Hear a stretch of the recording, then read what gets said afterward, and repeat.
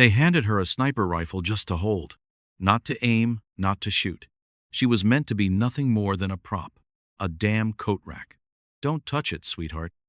Staff Sergeant Maddox sneered, adding, "That scope costs more than your future." What he didn't know was that while he handed out warnings for free, she had earned her silence on unforgiving mountains where second chances didn't exist. That rifle was safer in her hands than his, and that day in the desert, she didn't just pull the trigger. She pulled the rug out from under every man who had ever underestimated her. Which corner of the world are you watching from today? If stories of quiet strength resonate with you, consider subscribing to join our community. The rising sun cast long shadows across Forward Operating Base Obsidian as Sergeant Merritt Hawley stepped out of the transport vehicle.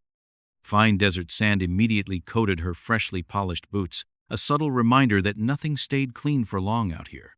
She adjusted her uniform, noticing how the tactical vest hung awkwardly on her frame. Standard issue, but clearly not designed with her in mind. "Sergeant Hawley?" A lance corporal approached, clipboard in hand. "Lieutenant Colonel Woodley is expecting you at the command center. The media team is already setting up." Merritt nodded, saying nothing. The fewer words, the better. A lesson her grandfather had taught her long before she had ever considered military life. "You can't take back what you've already said, Mary."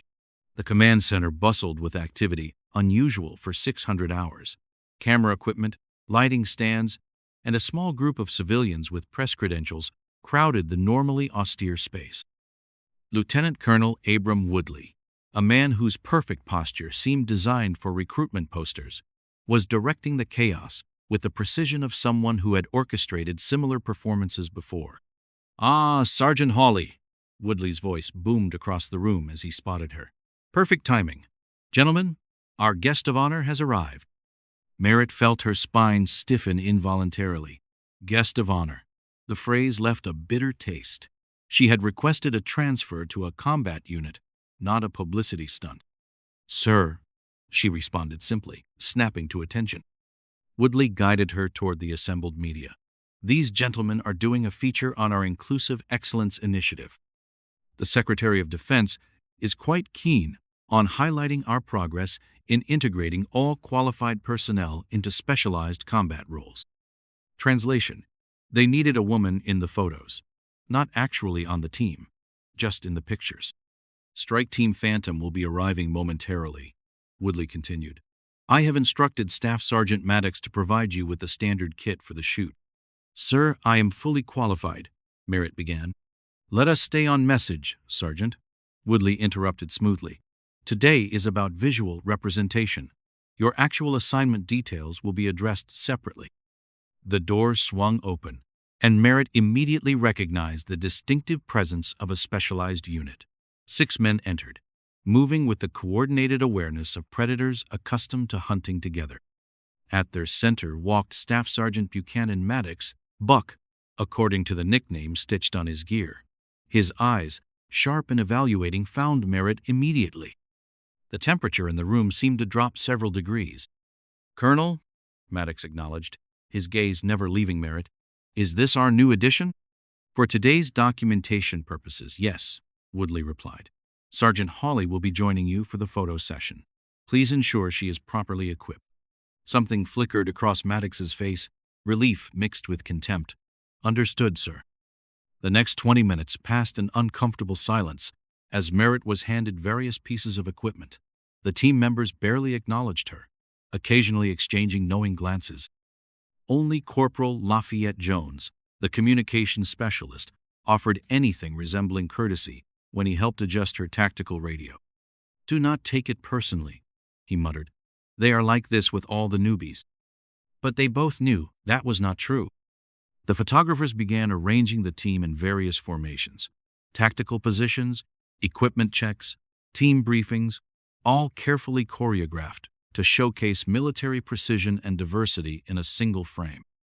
Merritt followed directions, maintaining her silence, observing everything. "For the final shots, we would like to feature your primary equipment," the lead photographer announced. "The sniper rifle would make a powerful statement." Maddox's jaw tightened visibly. "Corporal Davis, retrieved the Moan 110. A younger man, with vigilant eyes, moved to a locked case, carefully removing an impressive rifle with a complex scope assembly. Merritt recognized it immediately. MUN 110 semi-automatic sniper system, capable of sub-MOA accuracy at ranges exceeding 800 meters. She had read the manual cover to cover 3 times, despite never being allowed to touch one. "We need Sergeant Hawley holding it for this shot," the photographer directed. The temperature dropped another few degrees. With visible reluctance, Maddox took the rifle from Davis and approached Merritt. His grip on the weapon was possessive, intimate. "Do not touch the scope, sweetheart," he said, voice low enough that the cameras would not pick it up. "That scope costs more than your future." He thrust the rifle toward her awkwardly, clearly expecting her to fumble with its weight and balance. Merritt accepted the weapon, her hands automatically finding perfect placement, right hand on the grip, left supporting the forestock, finger indexed safely outside the trigger guard. The familiarity of a precision instrument in her hands nearly made her forget where she was. For a fleeting moment, she was back on Ridge 7 with Grandpa Witt, learning to hold steady against the bitter mountain wind. "Excellent." The photographer circled, capturing multiple angles. "Can you look through the scope? It makes a better image." Before Maddox could object, Merritt raised the rifle slightly, bringing her eye to the appropriate distance from the ocular lens without actually touching it. She did not adjust anything, did not need to. But her trained eye could not help noticing the incorrect elevation setting for the range. "Perfect," the photographers continued snapping. When they finished, Merritt lowered the rifle and offered it back to Maddox. As he reached for it, she spoke quietly. "The elevation is set for 400 meters. Your target boards are at 350. Maddox froze, his hand midway to the rifle.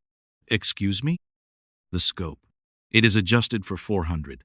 Your qualification targets are at 350. She kept her voice neutral, informational. The staff sergeant snatched the rifle from her hands. "I do not recall asking for your input, Sergeant. When I need targeting advice from logistics, I will be sure to call the supply closet." Laughter rippled through the team.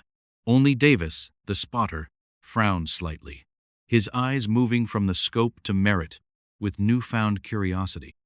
Woodley clapped his hands together. "Excellent work, everyone. I believe we have got what we need." He turned to Merritt.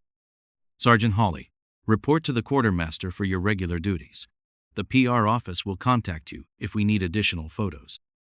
And just like that, her moment with Strike Team Phantom was over. No assignment, no training opportunity, just a prop in someone else's narrative. The mess hall at FOB Obsidian operated 20 hours a day, but Merritt had discovered that 1,430 hours offered the most solitude. Late enough after lunch, too early for dinner, with only a handful of personnel on shifted schedules occupying the cavernous space. Perfect for writing letters. "Dear Grandpa Witt, I am not sure why I keep writing these. They will all arrive at once when I get clearance to send mail.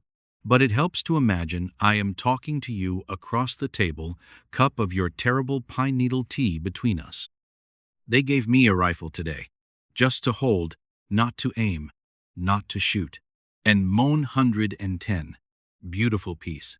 The scope was misaligned, probably knocked during transport. I mentioned it.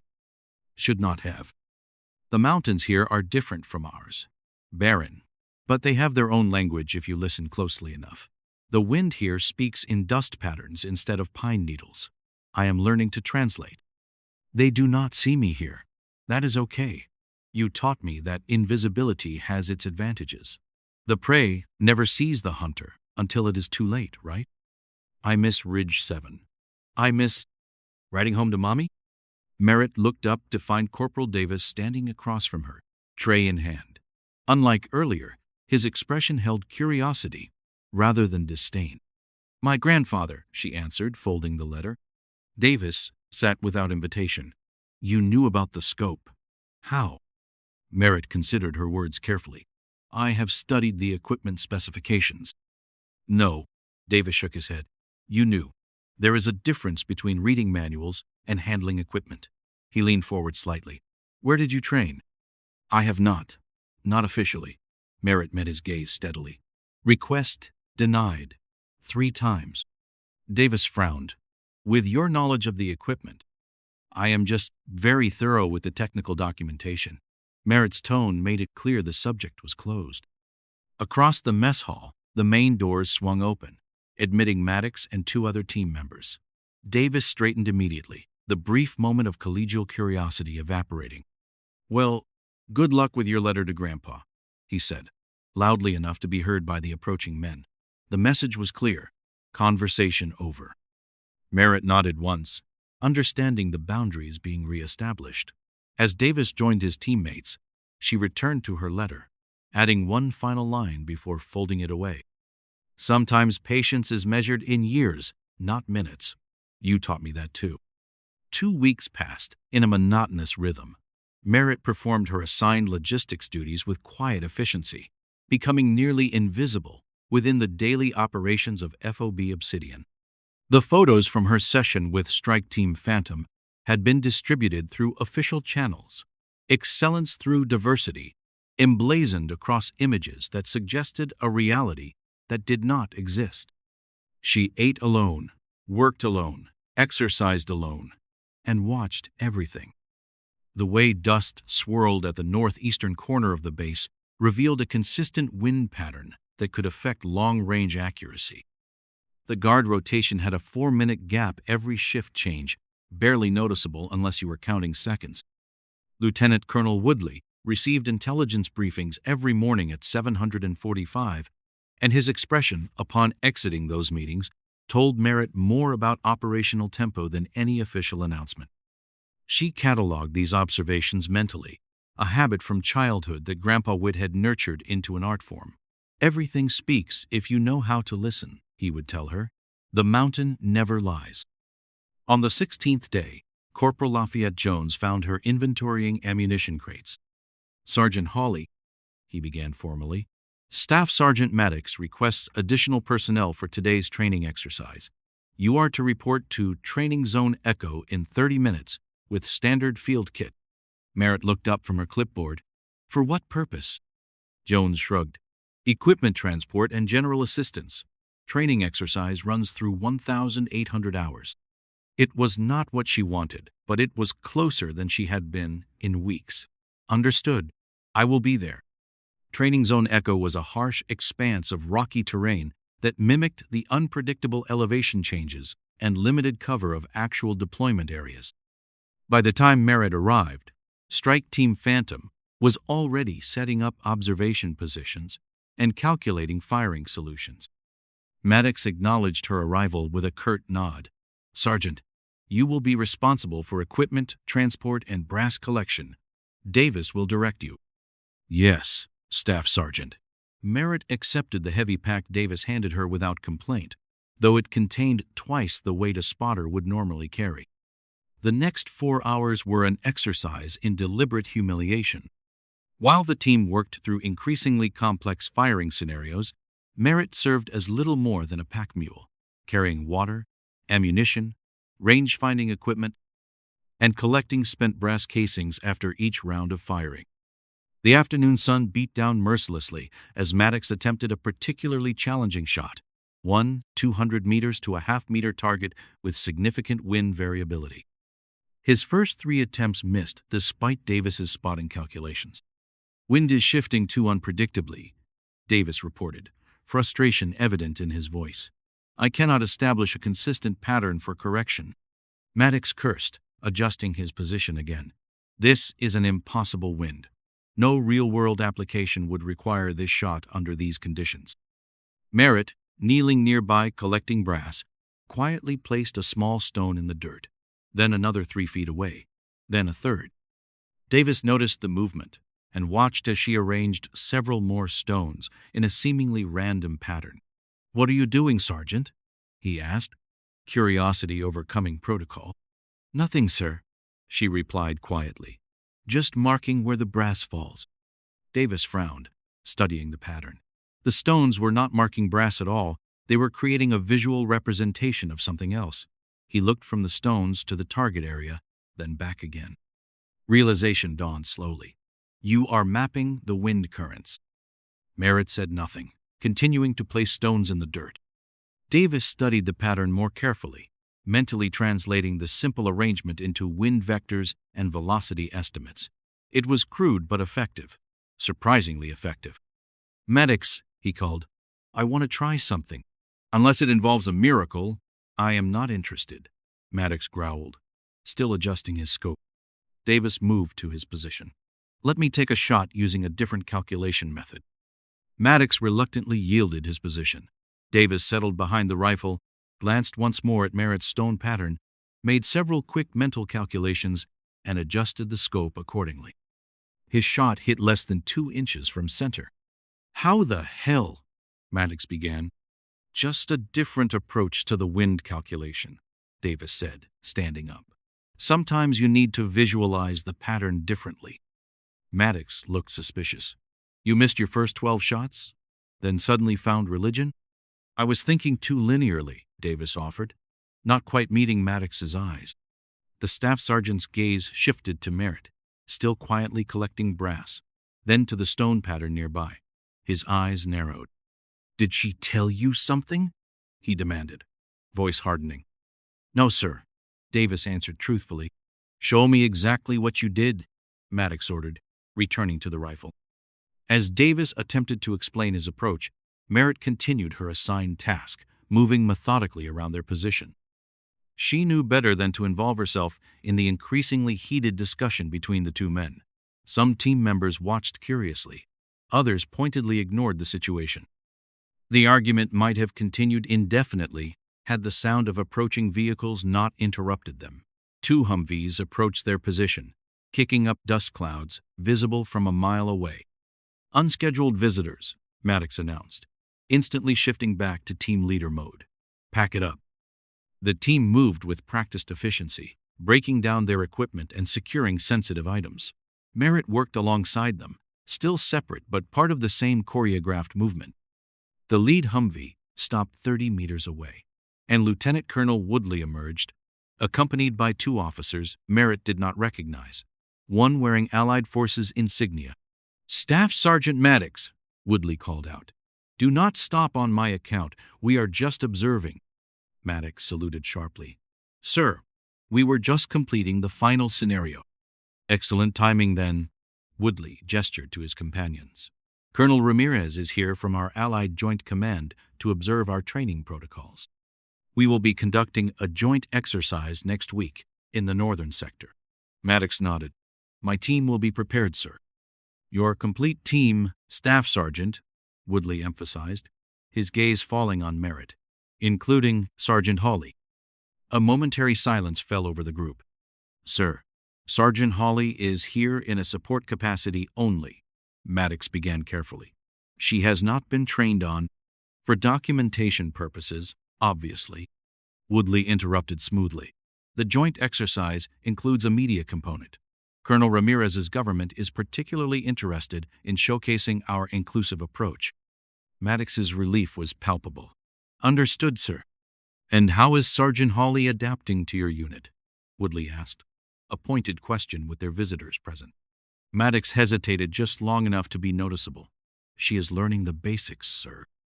Merritt kept her expression neutral, despite the familiar sting of the dismissal. "Excellent." Woodley turned to address the entire team. "The joint exercise begins at 700 Tuesday. We will be deploying to Observation Ridge Alpha for a 3-day operation.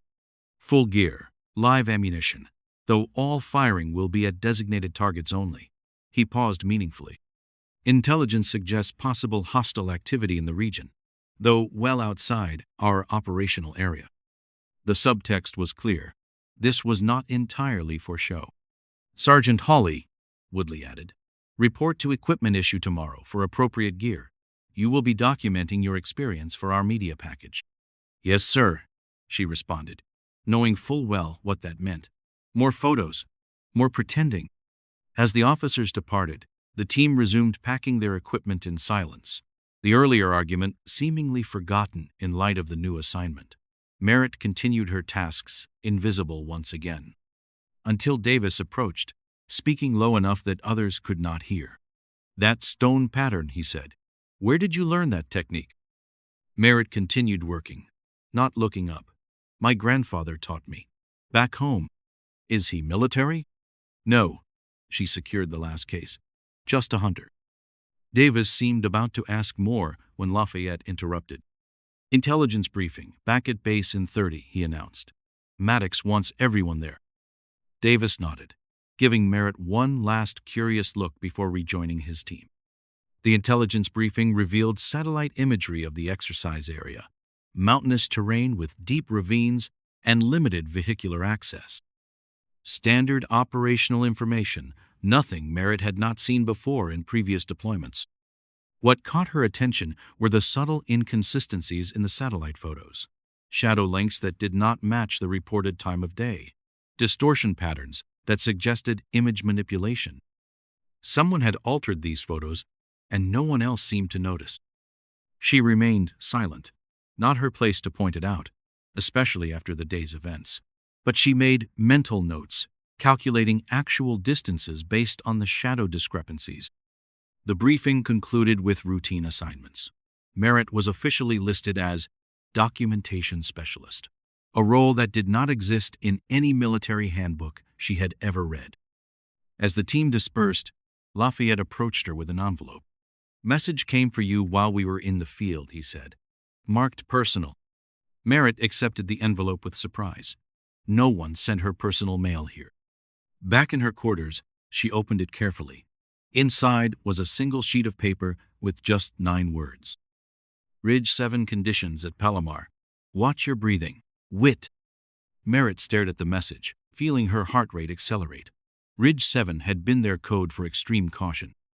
Palomar was where Grandpa Witt had taught her to make impossible shots, where shifting thermal currents required perfect breathing control and split-second timing. How had he known? The joint exercise location was not public information. Unless the altered satellite photos suddenly made more sense. Someone else had noticed the discrepancies. Someone connected to her grandfather. Merritt tucked the note into her boot and lay back on her bunk, beginning the controlled breathing exercises she had practiced since childhood. 4-count inhale, 6-count hold, 8-count exhale. The same pattern that had allowed her to make her first long-distance shot at 14, when the village had depended on her to bring down the elk during that brutal winter. Ridge 7 conditions at Palomar. The warning could not be clearer. This was not going to be just another publicity stunt. The joint exercise began precisely as scheduled, a testament to military efficiency regardless of underlying realities. 3 Humvees and 2 transport trucks carried Strike Team Phantom and their allied counterparts to Observation Ridge Alpha, a commanding position overlooking a vast valley where target scenarios had been arranged at varying distances. Merritt rode in the last vehicle, separated from the core team, accompanied by communications equipment and the ever-present camera crew. Her newly issued gear fit no better than before, but at least it was complete. Tactical vest, communications, headset, field pack, everything except a weapon. By mid-morning, the ridge was transformed into a fully operational observation post. Multiple sniper teams established positions along the ridgeline, each focused on different sectors of the valley below. Merritt moved between positions, carrying equipment, water, and messages, the tasks assigned to keep her visible but not integral. Staff Sergeant Maddox and Corporal Davis occupied the prime position at the center of the ridge, a natural depression offering both concealment and a stable shooting platform. The Mohn 110 rifle was nestled on its bipod, scope gleaming in the morning sun, with Davis methodically recording distance calculations and wind patterns in a small waterproof notebook. Water Staff Sergeant, Merritt announced, approaching their position with canteens. Maddox acknowledged her with a grunt, not looking away from his spotting scope. Set it down. As she placed the canteens nearby, Merritt glanced at Davis's notebook. His wind calculations were precise but did not account for the thermal variations she could feel rising from the valley floor. Those invisible currents would shift trajectories at distances beyond 800 meters, something only experience could teach. Something interesting in my notes, Sergeant, Davis asked quietly, noticing her gaze. No, Corporal, she replied automatically. Davis studied her for a moment. You disagree with my calculations. It was not a question. Merritt remained silent, knowing better than to offer unsolicited input after the previous incident. Speak freely, Davis pressed. No one else is listening. Merritt hesitated, then pointed to his notations. The heat rising from the valley floor creates vertical currents. Your calculations account for horizontal wind only. Davis frowned. The effect would be minimal. At 800 meters, yes, she agreed. At 200, you will miss by a full meter vertically. That is not possible, he argued, though his tone lacked conviction. The ballistics tables do not show that level of variation. Tables are based on controlled conditions, Merritt replied simply. This valley creates its own weather. Before Davis could respond, Maddox interrupted. If you two are finished with the social hour, we have actual work to do. Davis straightened immediately. Yes, Staff Sergeant. Merritt nodded and moved to retrieve the empty canteens from other positions. As she worked her way along the ridge, she felt the subtle shift in atmospheric pressure that preceded weather changes. The wind patterns were altering, nothing dramatic, but enough to affect precision shooting at extreme distances. Just like Palomar Ridge back home. The morning proceeded without incident. Teams rotated through firing exercises, documenting their results for later analysis. Merritt continued her support role, invisible except when needed for another equipment transfer or media photograph. Shortly after noon, Corporal Lafayette's voice crackled urgently over the communications channel. All units, priority traffic. Base reports unidentified vehicle movement 3 kilometers north of our position. Direction unknown. Classification unknown. Maintain positions and stand by. Maddox immediately switched to the command frequency. Command, this is Phantom Lead. Requesting clarification on threat assessment. The response came from Lieutenant Colonel Woodley himself. Phantom Lead. Satellite shows multiple heat signatures, moving in terrain vehicles, not matching allied or known local patterns. Exercises suspended. Prepare for potential contact situation. The ridge transformed instantly from training ground to defensive position. Camera crews were evacuated to the transport vehicles, while sniper teams adjusted their focus from paper targets to potential threat vectors. Merritt found herself largely ignored in the sudden transition, neither evacuated with non-combatants nor integrated into the defensive posture.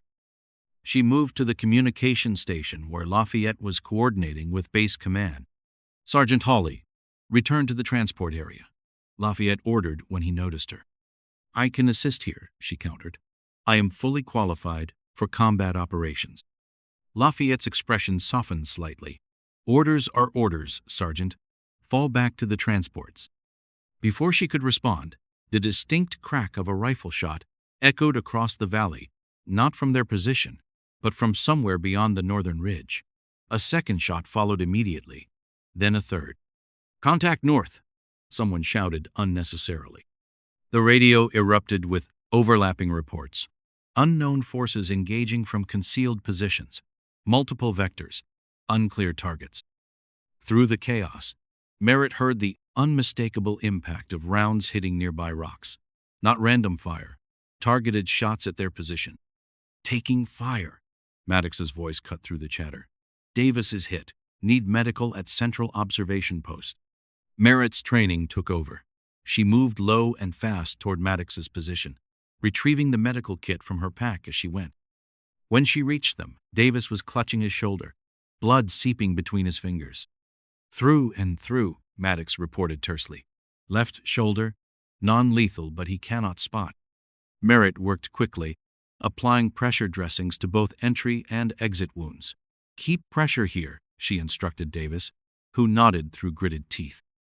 As she finished, an explosion rocked the northern edge of their position. Not a direct hit, but close enough to shower them with dirt and rock fragments. Maddox was thrown sideways, his head striking a rock outcropping. Staff Sergeant! Merritt moved to him, finding him dazed but conscious.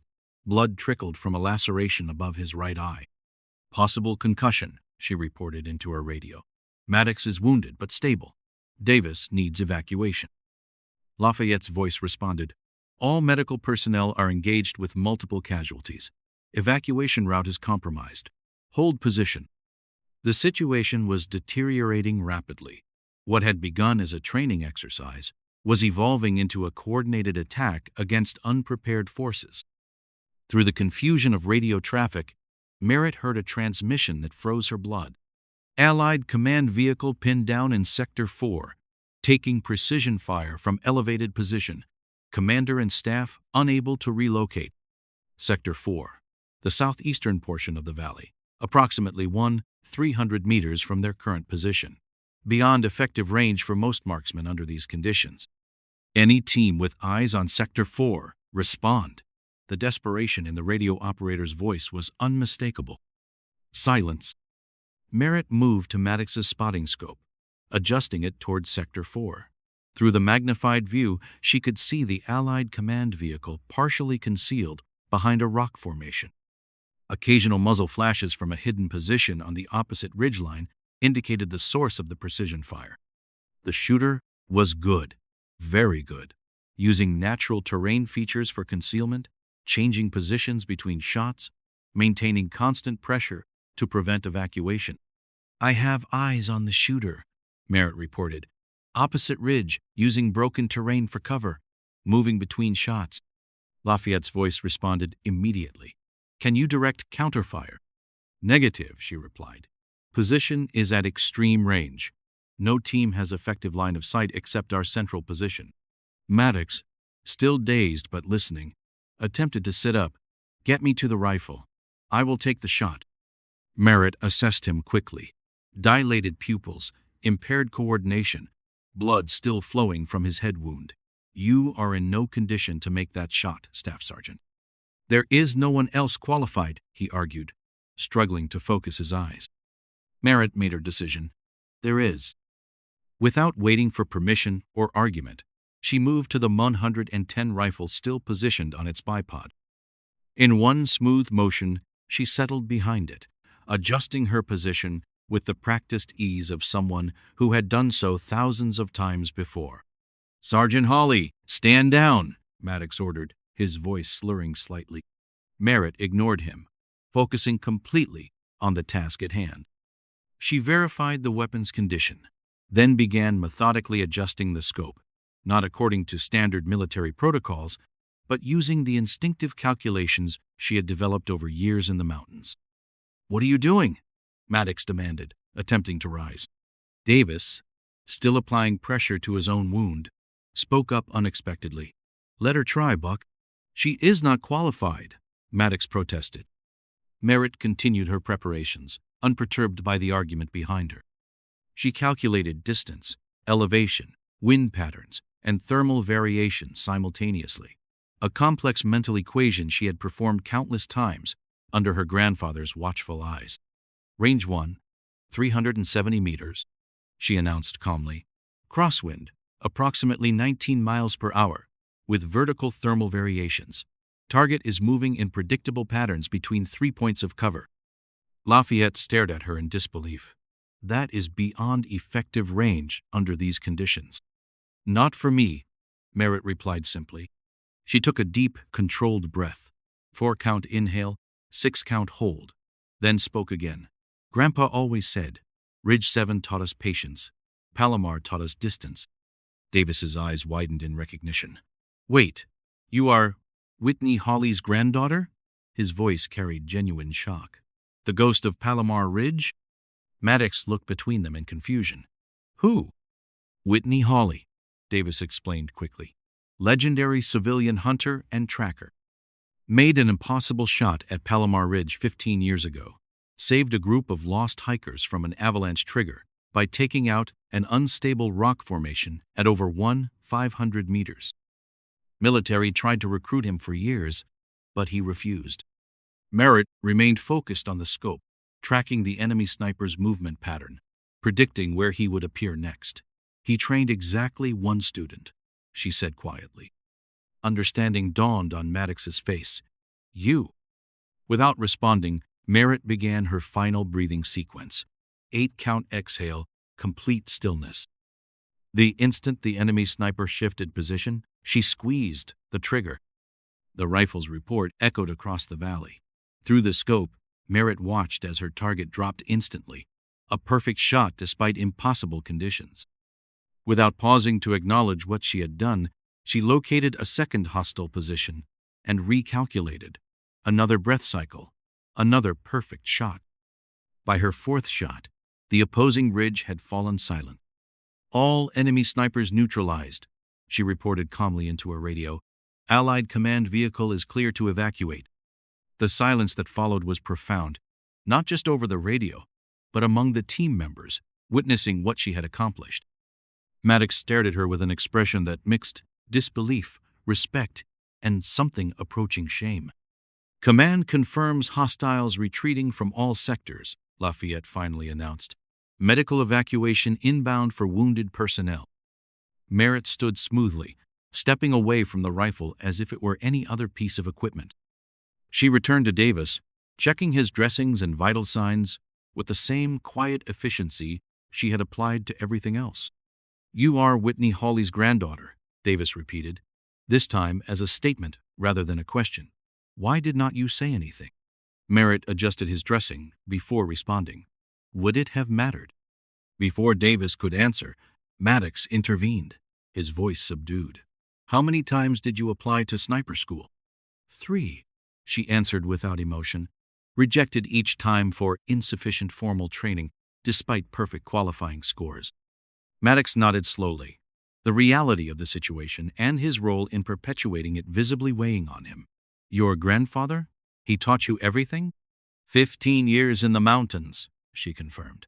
"Making impossible shots to feed a remote village during harsh winters. Reading wind patterns. Tracking. Patience." She paused, looking directly at Maddox for the first time.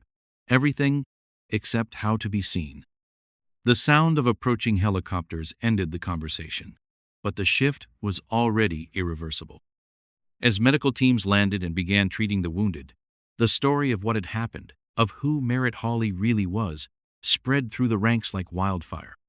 The woman they had dismissed as a prop, a coat rack, had saved dozens of lives with 4 impossible shots. 3 days later, Merritt sat in the debriefing room at FOB Obsidian, hands folded neatly on the table before her. She was the first to arrive, as usual. The events at Observation Ridge Alpha had altered many things, but not her habits. The door opened, and Lieutenant Colonel Woodley entered, followed by several senior officers, including the Allied commander whose life she had saved. Corporal Davis, arm in a sling, came next, accompanied by the remaining members of Strike Team Phantom. Maddox entered last, a bandage still visible at his hairline.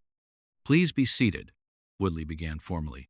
"This review board has been convened to assess the events of Operation Joint Vista, specifically the actions taken by Sergeant Merritt Hawley that resulted in the neutralization of 4 hostile snipers and the successful evacuation of Allied command personnel."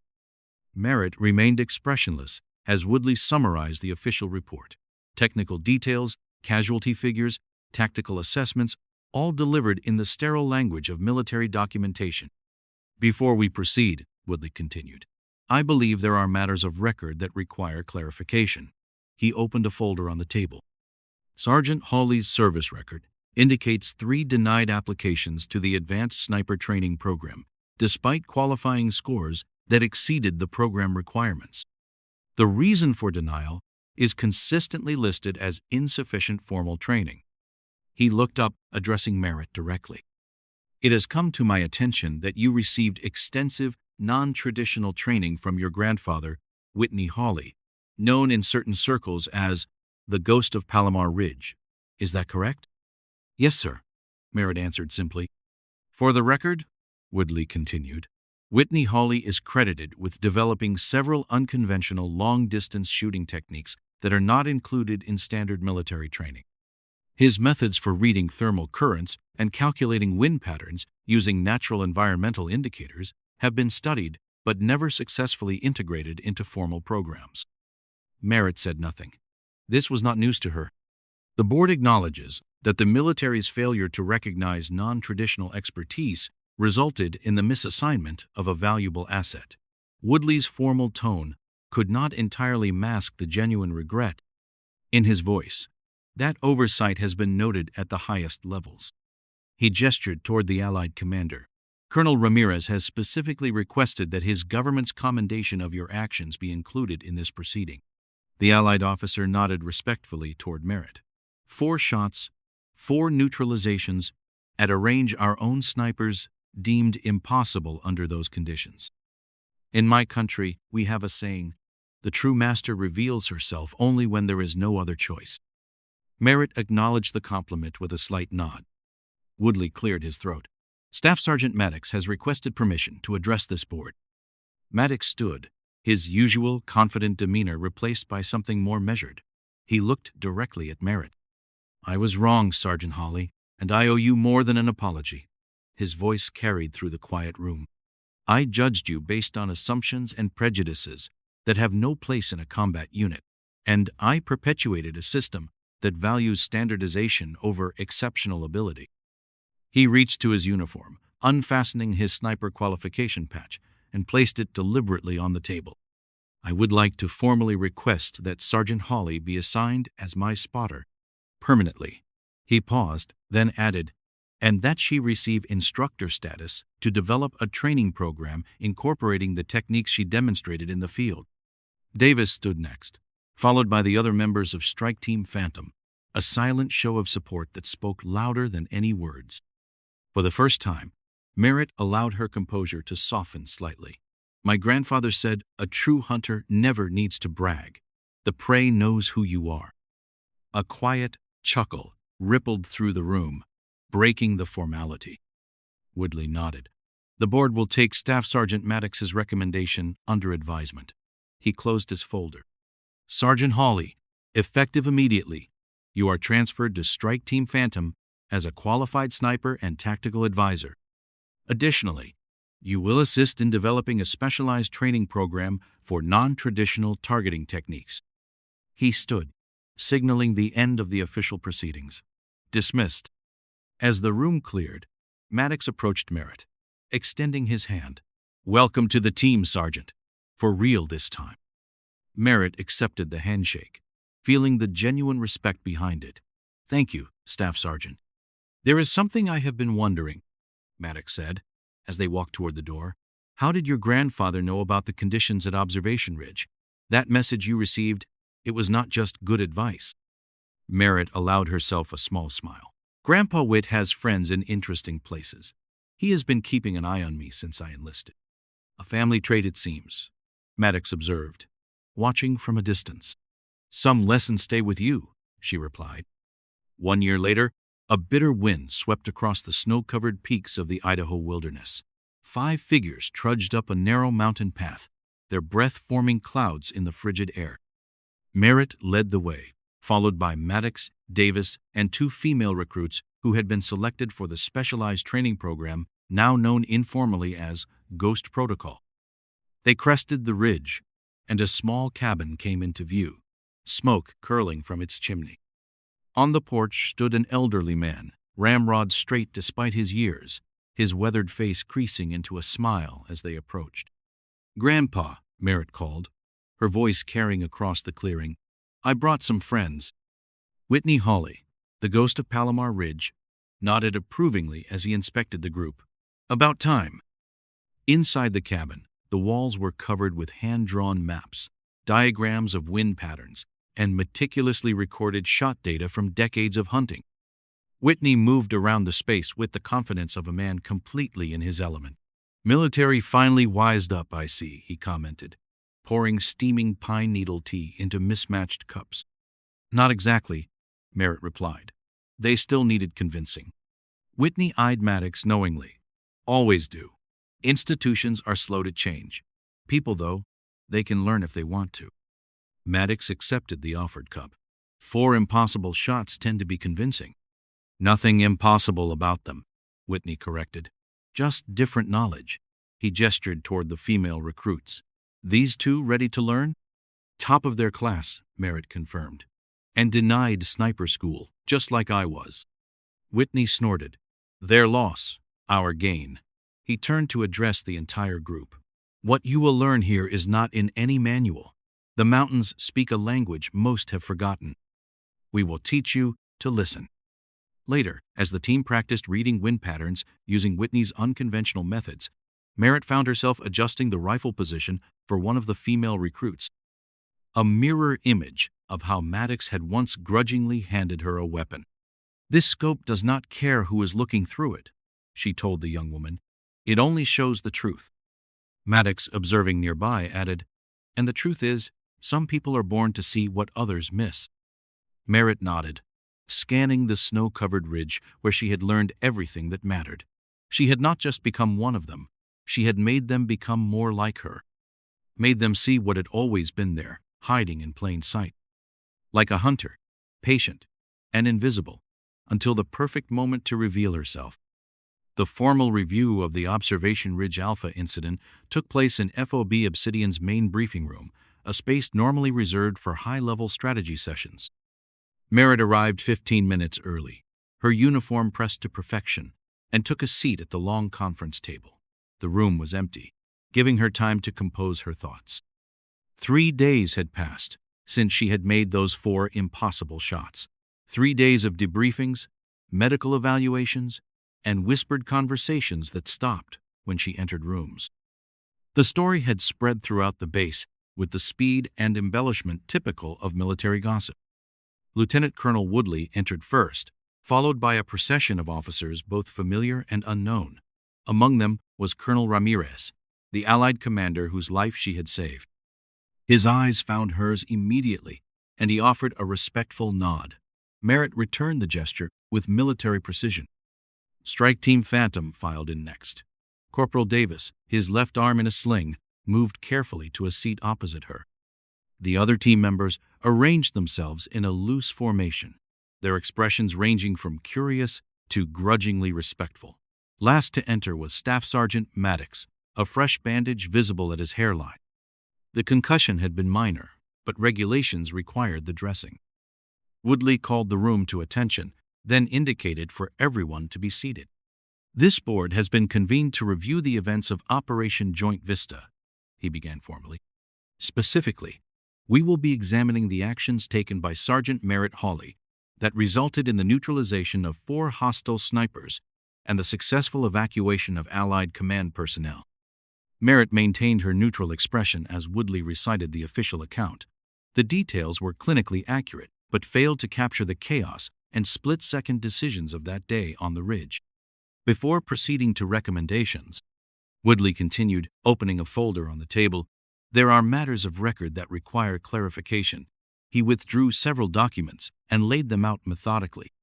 Sergeant Hawley's service record indicates 3 denied applications to the Advanced Sniper Training Program, despite qualifying scores that exceeded standard requirements by significant margins. He looked up, meeting Merritt's gaze directly. The reason consistently given was insufficient formal training. Woodley's tone suggested he found this explanation inadequate.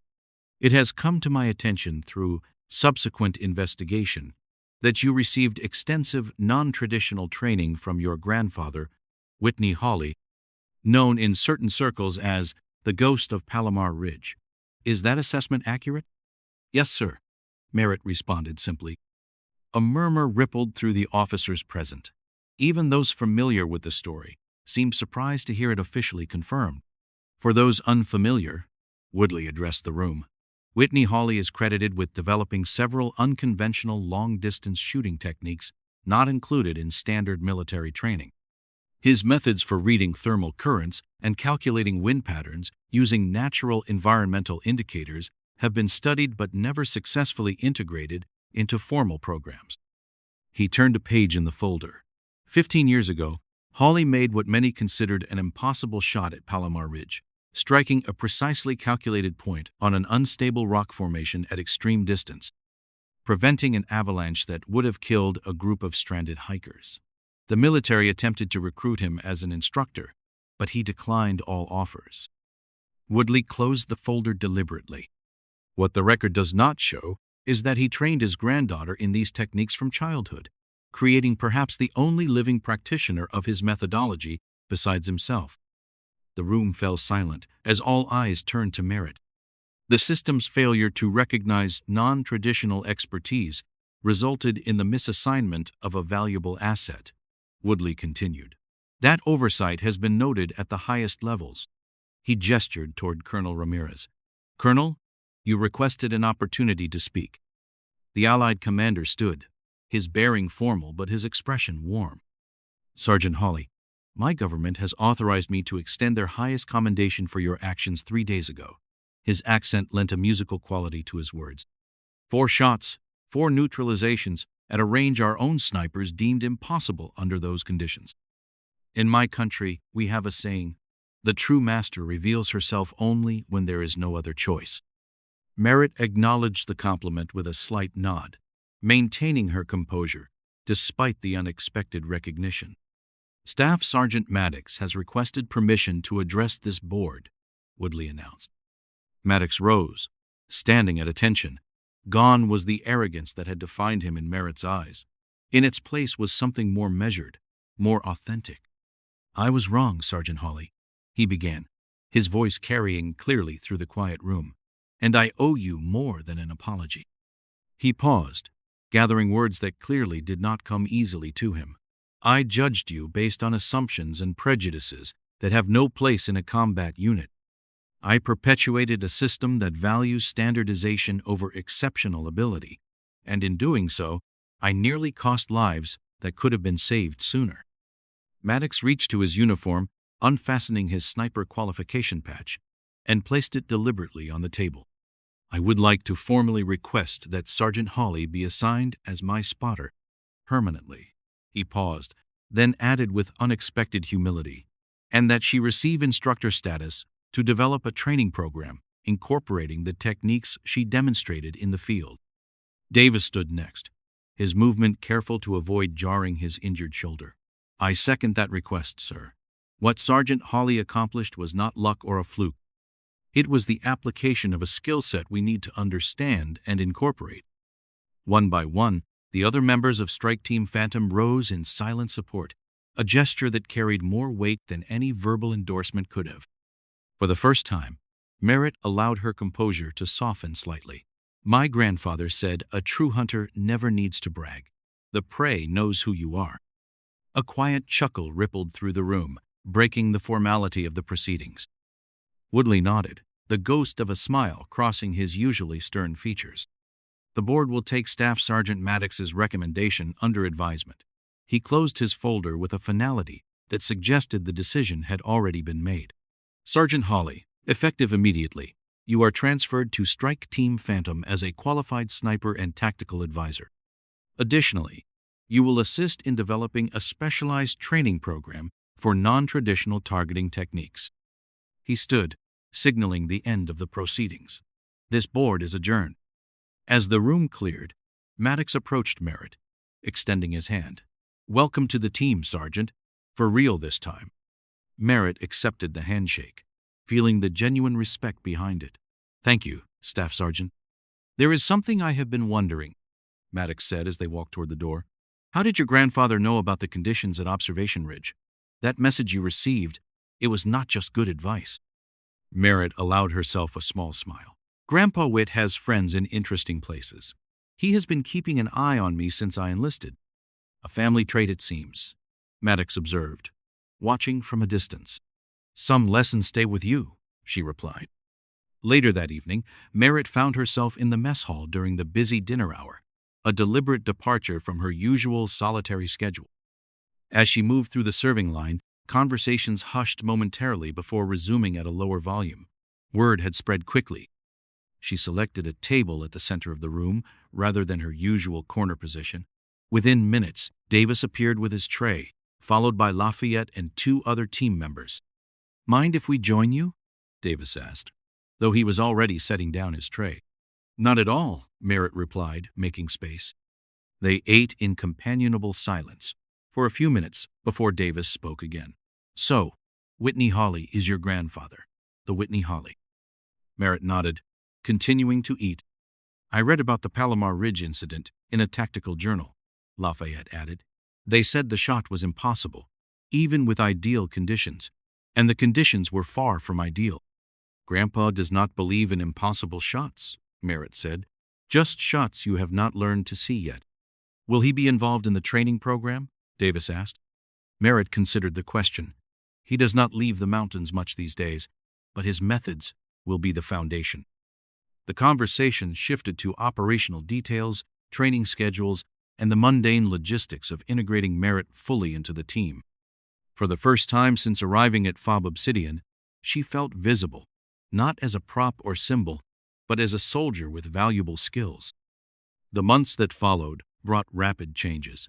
Merritt's transfer to Strike Team Phantom became the catalyst for a broader reevaluation of non-traditional expertise across multiple specialties.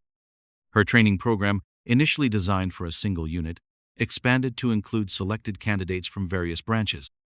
Word reached the mountains, as it always did. Letters from Grandpa Witt arrived more frequently, filled with detailed questions about how his methods were being adapted to military applications and gentle corrections when she described modifications that would not work as expected. 6 months after the incident at Observation Ridge Alpha, Merritt found herself in Woodley's office, reviewing the progress of what was now officially designated the Hawley Methodology Integration Program.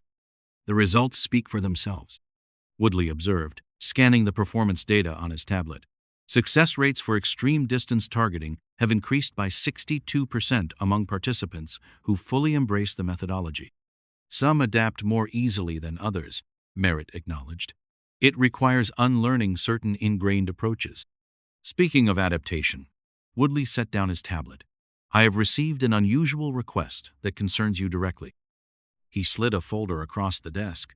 Merritt opened it to find orders for a 1-week leave, effective immediately, with transportation to a remote location in Idaho. Your grandfather has agreed to host a small demonstration of his techniques for a select group of instructors. Woodley explained. At his cabin. His only condition was that you personally escort the team. Merritt could not conceal her surprise. Grandpa Witt agreed to this? He has declined all previous military contact. Apparently your success has changed his perspective, Woodley replied. Or perhaps he simply wishes to see his granddaughter. 1 week later, Merritt led a small group up a snow-covered trail in the Idaho mountains. Maddox and Davis followed closely behind, along with 2 female officers recently selected for the expanded training program. Both women had been rejected from traditional sniper training despite exceptional qualifications, a pattern Merritt was determined to break. The climb was challenging by design. Whitney Hawley believed that the journey to his cabin should serve as the first lesson, a physical manifestation of the patience and endurance required for what he taught. They crested the final ridge, and Merritt felt a familiar tightening in her chest at the sight of the simple cabin nestled against the mountainside. Smoke curled from the stone chimney, and a tall figure stood waiting on the porch, ramrod straight, despite his advanced years. "Grandpa," she called, her voice carrying across the clearing. "I brought some friends." Whitney Hawley stepped forward, his weathered face creasing into a smile that reached his sharp eyes. Those eyes assessed each member of the group with the precision of a lifetime hunter before settling back on his granddaughter. "About time," he said simply, embracing her briefly before turning to the others. "Welcome to Ridge 7. You look half frozen. Come inside." The cabin's interior was warm and surprisingly spacious. Every wall served a purpose beyond mere decoration, covered with hand-drawn maps, diagrams of wind patterns, and meticulously recorded shot data from decades of hunting. A large table dominated the main room, its surface inlaid with a topographical map of the surrounding mountains. Whitney moved around the space with the confidence of a man completely in his element, pouring steaming liquid from a kettle into mismatched cups. "Pine needle tea," he announced, passing the cups to his guests. "Tastes terrible but keeps you alert." Merritt accepted hers with a knowing smile. Some things never changed. "Military finally wised up, I see," Whitney commented, eyeing Maddox and Davis.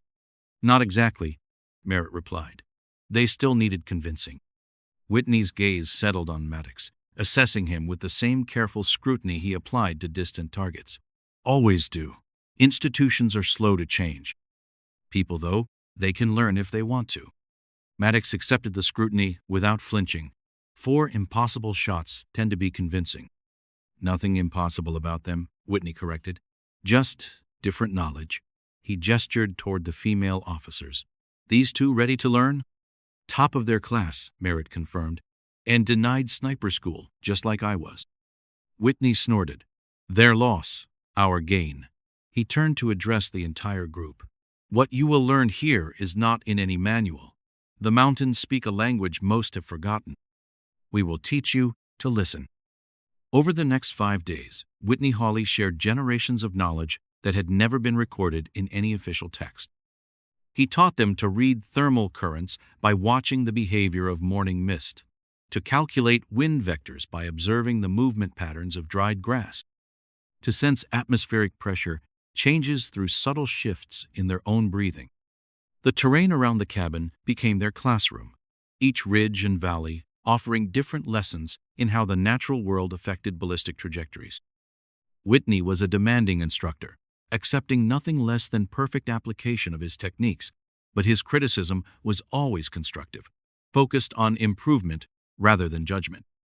On the morning of the 5th day, Whitney led the group to a special location, a narrow outcropping known as Palomar Point. The vista was breathtaking, overlooking a vast expanse of wilderness with distant peaks visible on the horizon. This is where I made that shot they all talk about, Whitney explained, positioning himself precisely on a weather-worn stone. 15 years ago. Storm was coming in, visibility dropping by the minute. Group of hikers trapped on that far ridge. Unstable rock formation above them, ready to trigger an avalanche with the next lightning strike. He pointed to a barely visible rock face nearly 2 kilometers distant, had one chance to hit the weakness point in the formation, bring it down in a controlled slide away from the hikers.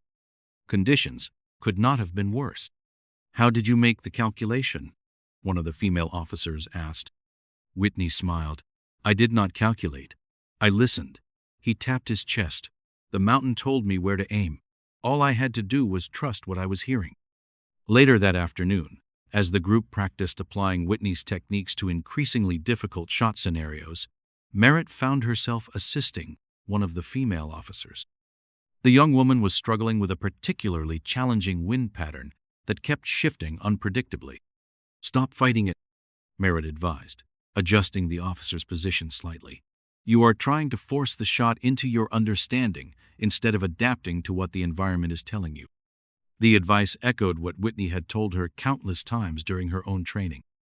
As she guided the officer through the proper breathing technique, Merritt caught Whitney watching them, approval evident in his expression. When the officer finally made the shot successfully, Whitney approached them both. This scope does not care who is looking through it, he said, addressing the younger woman but glancing at Merritt. It only shows the truth. Maddox, observing nearby, added with newfound humility, and the truth is, some people are born to see what others miss. On their final evening, after a successful day of training that had pushed everyone to their limits, the group gathered in the cabin. A simple meal cooked over the wood stove became a celebration of how far they had come in just a few days.